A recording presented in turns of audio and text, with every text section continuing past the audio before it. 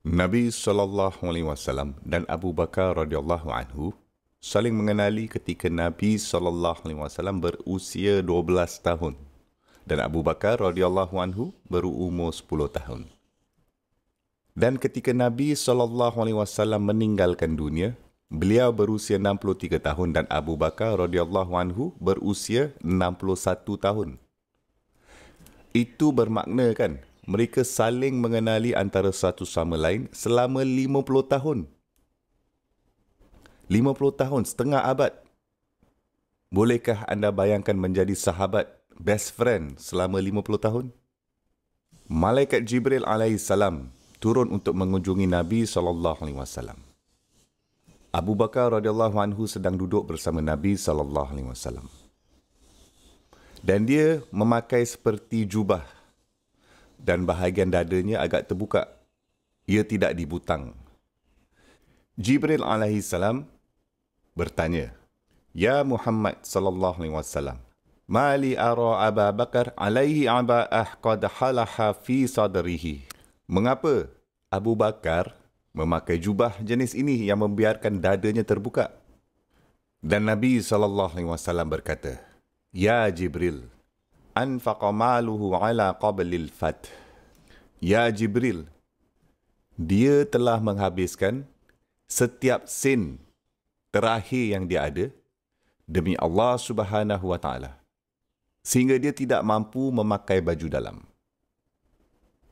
Dan Jibril alaihissalam menjawab dengan mengatakan, "Fa inna Allah azza wa jal yukri'u alaikas salam."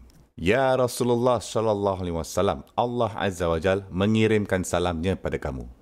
Wa yaqulu laka, dan Allah azza wa jal memerintahkan kamu, kullahu aradin anta anni fi faqrika haza am sahitan. Allah azza wa jal telah memerintahkan kamu untuk tanyakan Abu Bakar, "Ya Abu Bakar, dalam kemiskinan di mana kamu tidak mampu memakai baju dalam, adakah kamu masih bahagia dengan Allah? Atau adakah kamu marah dan kesal pada Allah?" Maka Nabi SAW bertanya kepada Abu Bakar. Dan beliau berkata, "Ya Abu Bakar, Inna Allah Azza wa Jal yukri'u alaikas salam." Allah Azza wa Jal mengucapkan salam kepada kamu. Dan beliau berkata, "Aradin anta anni fi fakrika haza am sahid?" Adakah kamu bahagia dengan Allah? Atau adakah kamu marah dan kesal dengan Allah bahawa Dia Subhanahu wa taala telah meletakkan kamu dalam keadaan ini? Abu Bakar radhiyallahu anhu respon seperti bingung, terkejut. Dia berkata, "Askhutu ala Rabbi?" Adakah kamu bertanyakan bahawa aku pernah kecewa dengan Rabb aku? Ana an Rabbi radin, ana an Rabbi radin, ana an Rabbi radin.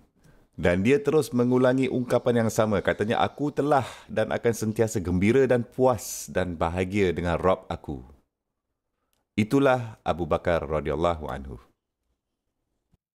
Okey, ketika mereka berhijrah dari Mekah ke Madinah, berita yang sampai kepada mereka bahawa orang-orang Mekah, orang-orang Quraisy telah membuat notis pemburuan untuk siapa yang dapat buru Nabi SAW, mati atau hidup, dapat 100 ekor unta.